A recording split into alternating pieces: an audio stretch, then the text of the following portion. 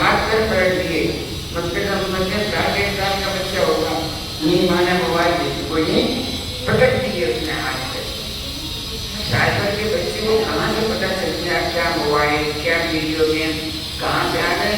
9 महीने गर्भ में आपने जो मोबाइल चलाया, और 9 महीने में उस बच्चे में ऐसे संस्कार कर गए मोबाइल के, उनसे पैदा होते ही 1 साल में उसे सब को फंक्शन मालूम है, हमें नहीं मालूम, उसे मालूम है 1 साल के बच्चे को।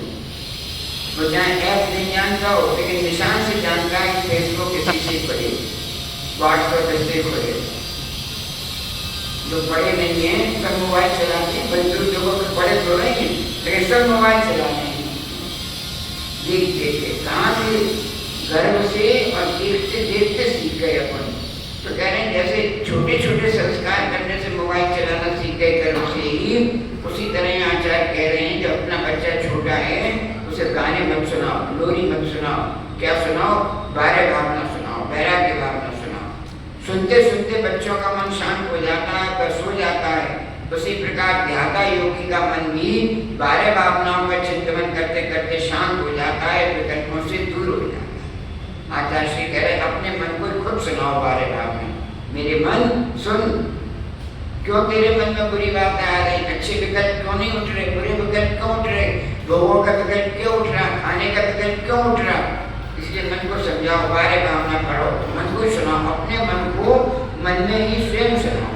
मोह नींद की जोर जगवासी घूमे सदा, कर्म चोर चौर सर्वस्व लूटे, सुन नहीं समझाओ, अपना सब लुटा जा रहा, सब लुटा जा रहा। अपने लोगों को अपनी बातें सिखानी पड़ रही तो भी समझ में नहीं आता। कैसा पहनो, कैसा खाओ, कैसा बोलो, कैसे भगवान के दर्शन करो, कैसे गुरु के दर्शन करो, कैसे करो। अपने जिन्हें सब आना चाहिए, जिन्हें से ये आता हो तो आत्मा की करना योग की बात करो। अभी हम कर्म की प्रकृति की करें, क्या समझना है? कुछ आगे नहीं।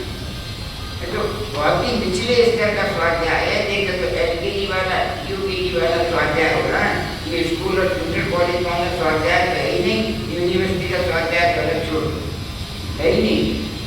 सब सिखाने के लिए यही सिखाना पड़ता, क्या पहन के आओ, क्या नहीं करो, कैसे करो। हम लोग वहाँ गए रामेश्वरम, बिल्कुल दक्षिण में मंदिर, बद्री के बिल्कुल भारत का आखिरी सिरा। हमें तो पता नहीं था, ऐसे प्रवेश करने लगे,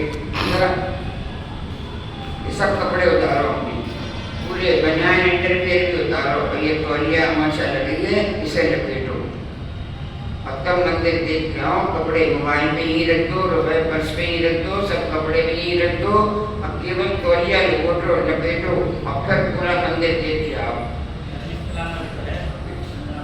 हम वहाँ देख के आए, उनकी ड्रेस में देख के आए, उनकी ड्रेस में, सही उनकी ड्रेस में, और यहाँ अपनी ड्रेस पहनने को तैयार नहीं। वहाँ उनकी माँ उसने कह दिया दरबार नहीं, अंदर मंदिर देखना है तो अमोचा लपेटो, ये कपड़े उतारो। हमने मान ली। और यहाँ भगवान कह रहे हैं मंदिर में आओ तो धोती दुपट्टा पहन के आओ। अभी समझ में नहीं आती कौन बदले, वहाँ कौन बदलता है? रामेश्वरम में, रामेश्वरम मिथ्यात्व के स्थान पे जाए तो बदलने को तैयार, और जहाँ सम्यक दर्शन की प्राप्ति हो रही है वहाँ ड्रेस कोड मानने को तैयार ही नहीं। पुण्य मिलेगा कि पाप मिलेगा? सोचो। स्टेप बाय स्टेप है। पहले सलवार सूट छूटे तो साड़ी आए, साड़ी आए तो कौन सी कलर की साड़ी आए, कलर की भी सही आ जाए तो पल्ला सिर ढक के बैठे कि सिर खोल के बैठे। कितने स्टेप हैं, बहुत स्टेप हैं यहाँ तो। अभी तो पहले ही स्टेप में मामला फेल हो जाता है, फेल हो जाता है। कह रहे हैं कि सब ये जो कहना मोह नींद के जो जगवासी घूमे सदा, कर्म चोर चौर सर्व, ये मोह है। हम मंदिर भी जाएंगे तो सलवार सूटी पहनेंगे, जीन्स ही पहनेंगे, ऐसी बनियान वाले कपड़े पहनेंगे, कमीज पैंट भी पहनेंगे, ये मोह है। कौन करवा रहा? कौन नहीं पहनने दे रहा? उसी कर्म का उदय आ रहा है। दर्शन मोहनी और चारित्र मोहनी कर्म का उदय है। दर्शन मोहनी कह रहा है धर्म की बात पर, शास्त्र की बात पर श्रद्धा नहीं। अरे यार क्या होता है? धोती दुपट्टे में जाओ तो अभी कोई बात, ट्रीटमेंट में जाओ तो भी कोई बात, सुनना तो कोई है, कैसे सुनना है इस बात का फर्क पड़ता है। डॉक्टर ओटी में ऑपरेशन करने जाता है तो जो क्लिनिक में कपड़े पहन के बैठ रहा है उन कपड़ों से ऑपरेशन करता है, कपड़े बदलता है। क्यों? कोई कपड़े से ऑपरेशन करेगा तो इन्फेक्शन हो जाएगा। ये बाहर के कपड़ों से मंदिर में घुसोगे तो जो शरीर में अशुद्धि है वो अशुद्धि धर्म की बात अंदर प्रवेश नहीं करने।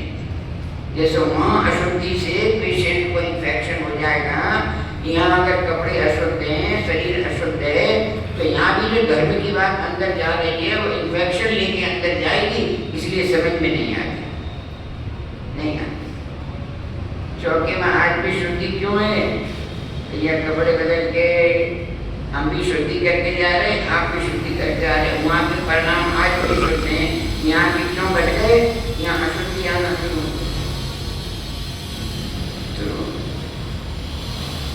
कोई आता है 1 सेकंड पे यहीं बैठ के खुद का जवाब है, मुँह में जो भी हो मुँह चल रहा था, बुरा लगता है। और सी अभी अपने यहाँ नहीं है, लेकिन पिछले 3-4 दिन में 3-4 महिलाएं लेंगी लिपस्टिक लगाए, अपने यहाँ काम ही नहीं है। पहले बहुत लगती थी लिपस्टिक, फिर महाराजा ने क्या बीच में ऐसा युग आया, बिल्कुल बंद हो गई। यहाँ हमें 3-4 दिन में 3-4 महिलाएं ऐसे दिख गई लिपस्टिक लगी हुई। अब फिर उपदेश देना पड़ेगा कि लिपस्टिक लगा के बताओ। कितना आवश्यक है, जो श्रृंगार अपने को करने चाहिए वो तो कर नहीं गए। कल हमने कहा ना सौभाग्य सूचक चीजें छूट गई, जिनसे सौभाग्य बढ़ता है वो तो छूट गई। और जो काम नहीं करने, नाखून बना दिया करे, डिजाइन बनी है, 3-3 तरह का कलर है, ऊपर का कलर ऐसा, बीच का कलर ऐसा, नीचे का कलर ऐसा, कितनी ब्रुशली का घंटा भर लग जाता होगा 10 नाखूनों को पेंट करने में। उसके लिए टाइम है। मंदिर को बारे भावना सुनाओ। तो आचार्य कह रहे हैं कि हल्के आत्म ध्यान में तल्लीन हो जाता है, शरीर निःशब्द हो जाता है, उस समय मानसिक एवं शारीरिक विश्राम अवस्था प्राप्त होती है। आप लोगों को इसका अभ्यास प्रारंभ करना चाहिए। आचार्य विद्यासागर जी अपने भक्तों शिष्यों को उपदेश देते कह रहे हैं, ऐसा अभ्यास करना शुरू करो। ऐसा अभ्यास एक गीतांजलि देना, सुबह 15 मिनट से शुरू करो। सुबह शाम 2 बार 15 मिनट बस शांत हो, शरीर को हिलाना नहीं है, 15 मिनट बोलना नहीं है, मौन रखना है, किसी चीज को छूना नहीं है, कम से कम परिचय, चाबी का चार रख दो उठा के, मोबाइल रख दो उठा के, कुछ नहीं, बिल्कुल शांत होकर रह जाओ। क्या सोचो? ये बारे उसी देर में बारे भावना करो, और एक टाइम का चिंतन कर दो। कभी वैराग्य भावना कर दो, वैराग्य भावना करते तो वैराग्य अपने पास तो कुछ भी नहीं है। 84 लाख हाथी, इतने करोड़ घोड़े, 96,000 रानियां, कितना व्यवस्था, इतना महल, सब छोड़ दिया हमने। अपने पास में उनके मुकाबले क्या है? कुछ भी नहीं है। शासन में भी नहीं है। चक्रवर्ती राजा के हिसाब से देखो तुमने, अरे दूसरा छोड़ दो, मोदी के पास, जयललिता के पास 6,000 चूड़ियाँ थी जब जयललिता का स्वर्गवास हुआ, 6,000 चप्पलें निकली, 6,000 जोड़ी चप्पल। बताओ कितना कितना लोगों के पास है, कितनी आसक्ति है। अपने को तो इस मुकाबले देखकर बहुत कम छोड़ना है कि, लेकिन आचार्य कहने ये जो आसक्ति है, ऐसे मैं मानता हूँ ये अभ्यास 1-2 दिन में सफल नहीं हो सकता।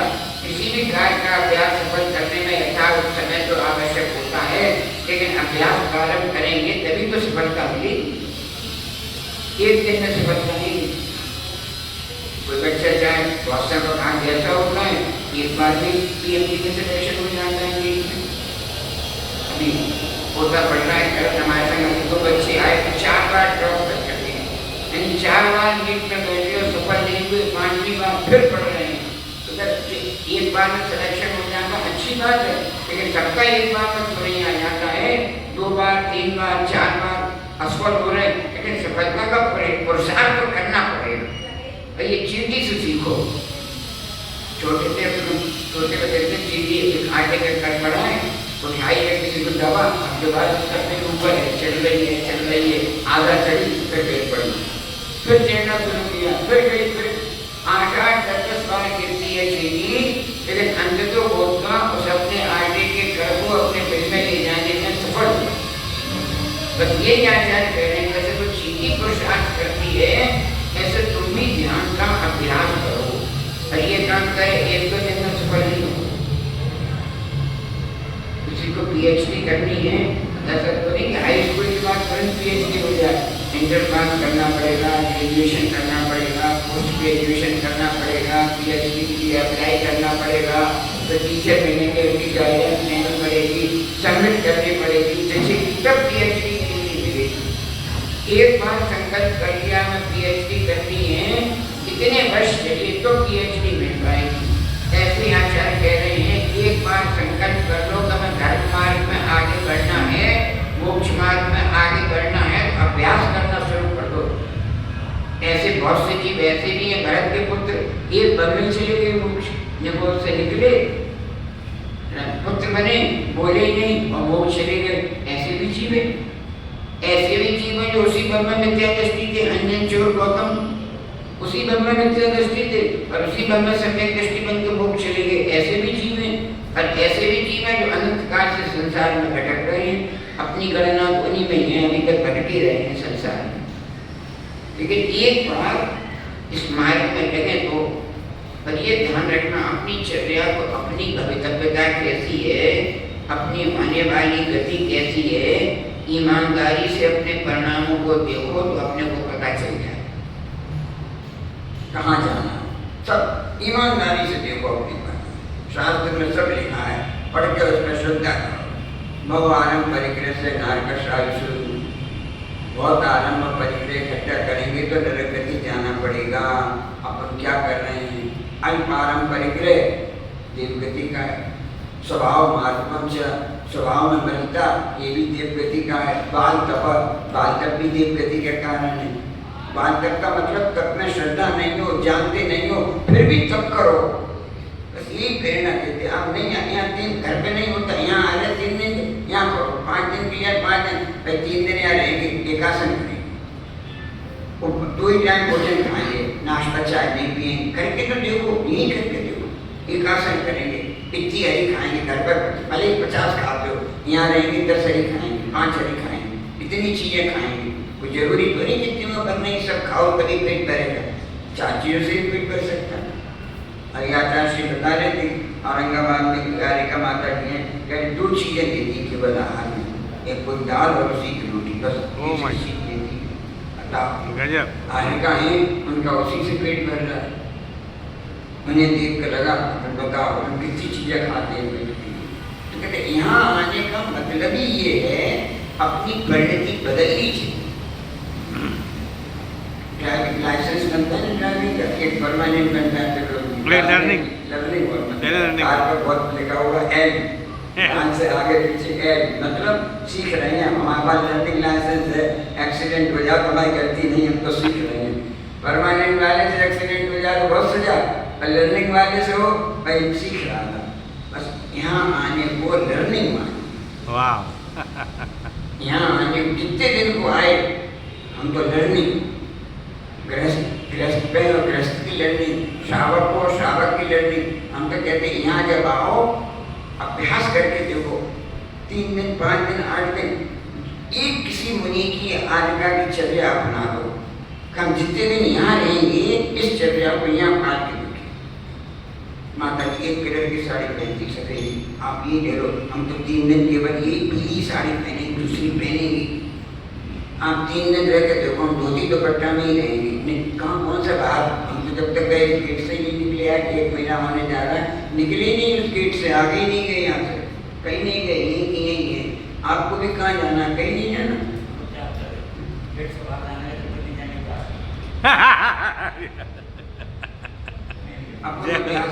ठीक है, घर पर अजीब लगता है, सफेद साड़ी पहनेंगे, यहाँ एक प्लेन या क्रीम कलर की पहन के देखो तो वो माता जी की तरह हम भी पहन सकते कि नहीं पहन सकते। बिल्कुल वाइट नहीं पहन सकते, क्रीम भी पहन सकते, हल्की पहन सकते, लाइट कलर की देखो, ये ऐसी पहन। हम भी लर्निंग का ना, लर्निंग सीख रहे हैं। ये लोग एक टाइम खाते और एक दिन छोड़ के आहार कर रही माता जी, हम एक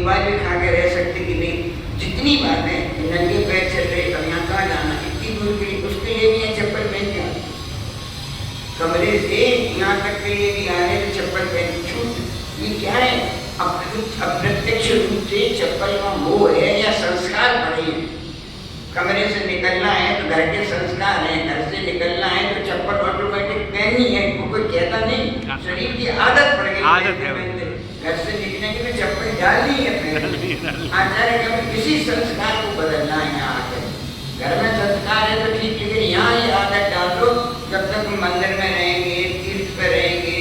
हमने आचार्य से ये नियम दिया था, जहाँ किसी तीर्थ पर गए, महावीर जी गए, कहीं गए, पहुंचे और कमरे में जूते उतार, बस अब जब यहाँ से वापस चलेंगे तब तक जूते मोजे चप्पल पहनने ही नहीं। वो जो अभ्यास किया 10-20 साल, वो अभ्यास अब कम आ रहा है। वहाँ जो अभ्यास हो गया था कि नंगे पैर कैसे चलना, या उसके द्वारा जो आश्रम हुआ उस समय में भावना आई कि महाराज तो हमेशा नंगे पैर चलते हैं, अपन तीर्थ पर रहें तो तीरे नंगे पैर चलने, लर्निंग हो जाएगी। लर्निंग हो जाएगी तो परमानेंट, जिसका लर्निंग लाइसेंस नहीं बना उसका परमानेंट नहीं बनता। परमानेंट लाइसेंस बनवाने के लिए पहले लर्निंग लाइसेंस बनवाना पड़ेगा। ऐसे यहाँ आना, लर्निंग लाइसेंस के लिए अप्लाई करना है। 26 नवंबर को हमसे कह दिया करते, आज से एक बार खाना ऑर्डर हो गया। परमानेंट लाइसेंस बनवाना है तो 26 नवंबर को आदेश मिल गया, लर्निंग शुरू कर दो। 26 नवंबर से दिसंबर, जनवरी, 1 फरवरी को लर्निंग पास हो गए भैया, हो गया पास।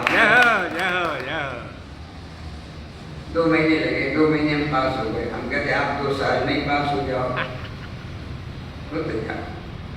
हम कह रहे थे अपने को मालूम है कि अपनी भविष्यता क्या होनी। आप सोचो, रात को 15 मिनट जरूर सोचा करो, आज अपने दिन में जो काम किए वो नरक जाने के ज्यादा किए कि तेज जाने, त्रियंश बनने के किए कि मनुष्य बनने के, सोचा करो, सब पता लग जाएगा। अपने को मालूम है 24 घंटे क्या किया। और आगे सोच लो, नरक में तो कष्ट है ही, जानवरों के कष्ट अपने को दिख ही रहे हैं। मनुष्य भी दोबारा बन गए यहाँ पंचम काल में, तो कष्ट बढ़ने ही है, घटने तो है नहीं। आचार्य पूज्यपाद स्वामी इसी ग्रंथ में कहते हैं 10-20 साल का कष्ट सह के देवगति का बंद कर लो तो सागरों समय निकल जाएगा। सागरों पर काम से आएगा, चौथा काल होगा जब मनुष्य बनोगे।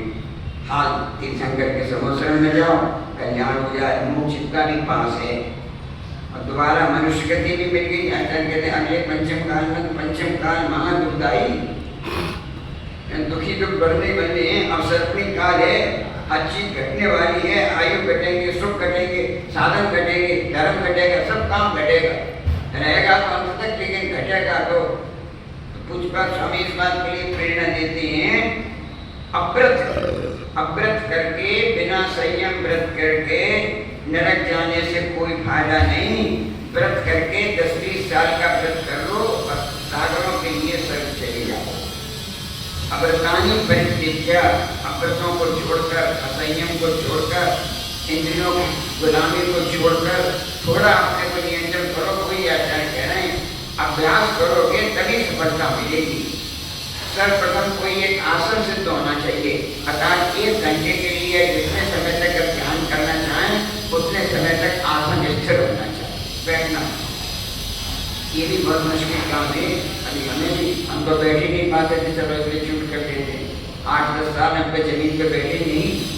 स्कूल संघ यहाँ भी आए थे, पता नहीं कि स्कूल मिला कि नहीं, स्कूल संघ लाए थे, जमीन पे बैठे नहीं पाते।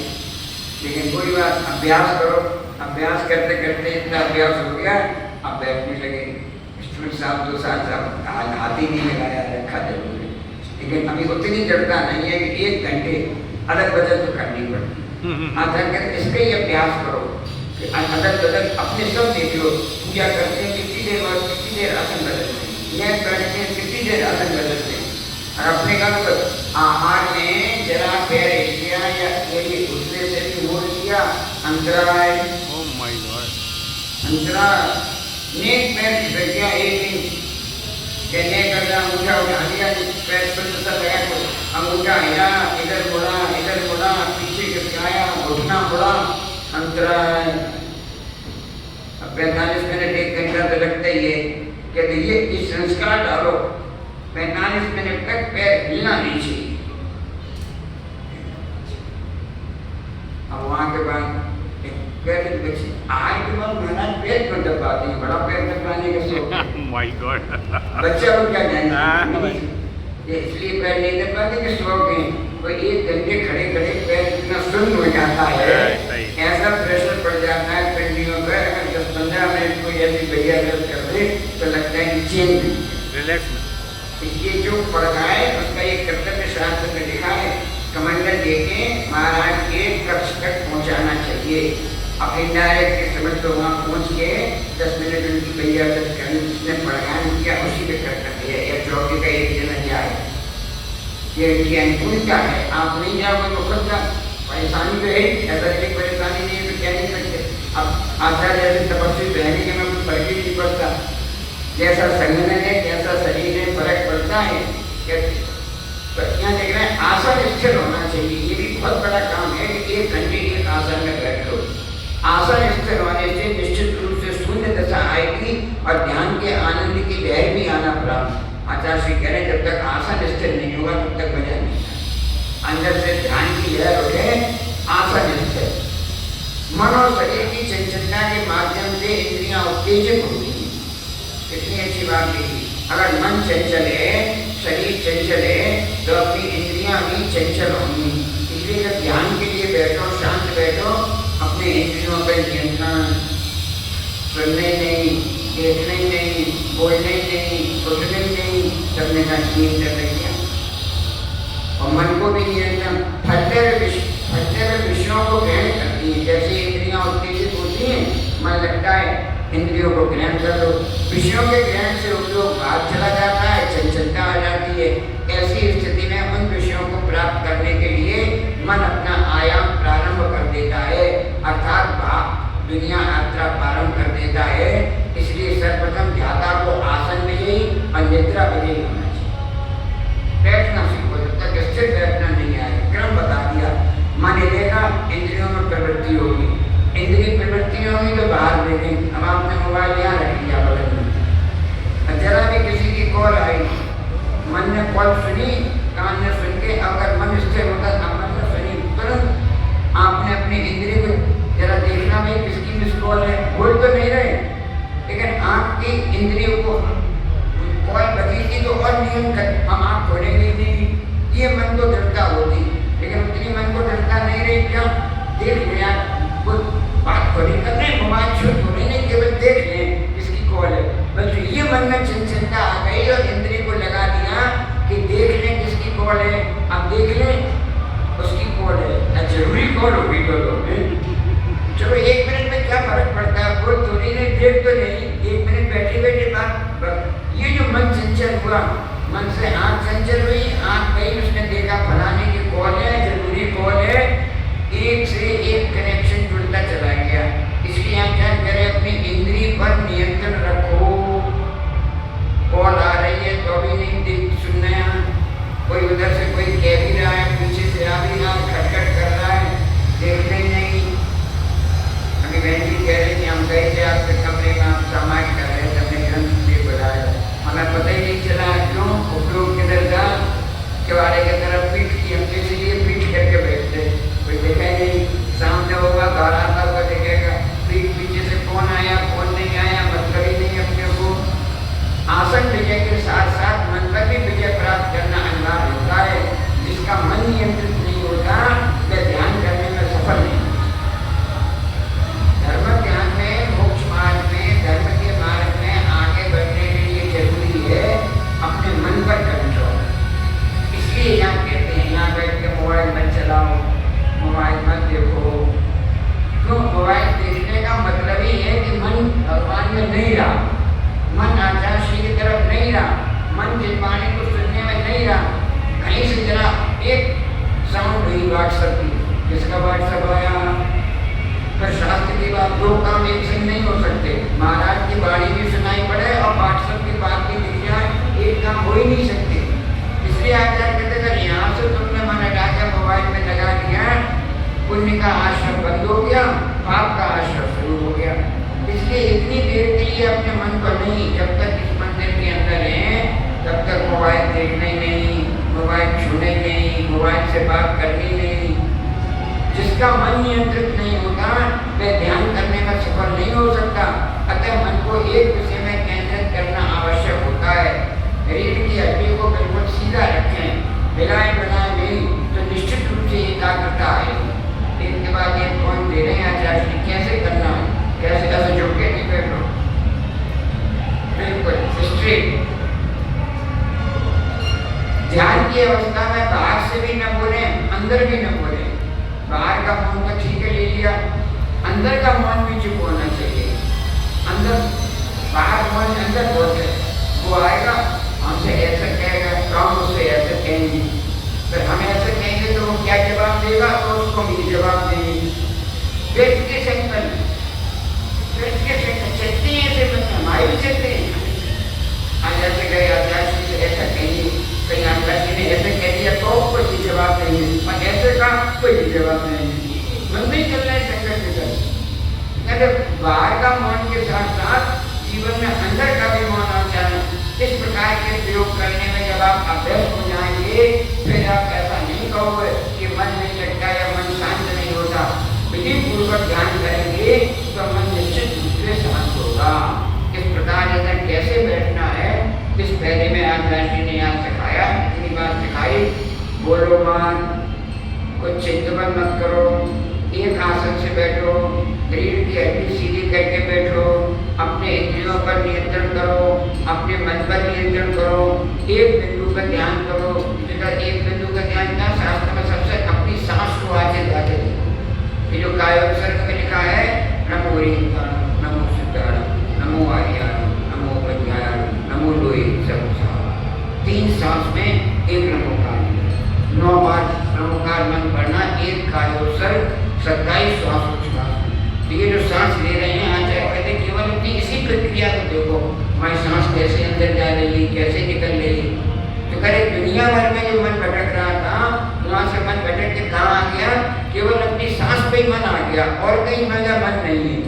कह रहे इतना नियंत्रण भी हो जाए तो अभ्यास करने में बहुत सफलता मिलेगी। इसलिए जो बिंदु यहाँ आचार्य ने बनाए, अपन 1 घंटे की नहीं, आप 15 मिनट की कोशिश करो, और हम इन बिंदुओं को अपनी सामायिक में कोशिश करें।